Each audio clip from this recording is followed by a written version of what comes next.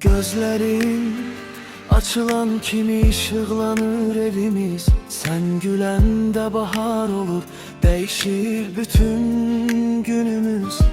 Kiçik ellerinle tutup atana gitme diyende, dünya dayanır sanki, yüreğimde bir sevgi büyür yine. Benim küçük güneşim, nefesim, gülüşüm, sen varsan diye dünyaya değer bu ömrüm. Koy sene toxunmasın küləkdə, yağışda, sen benim dua kimi, gelen ilk baharımsan axı.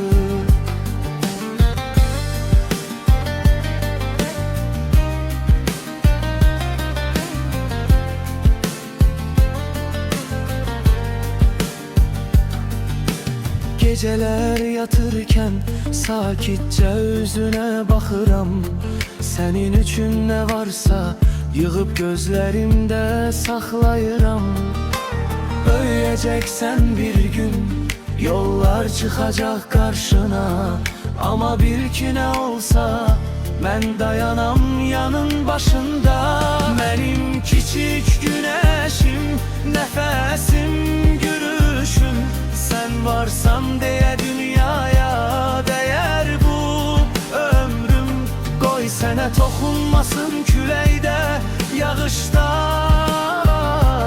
sen benim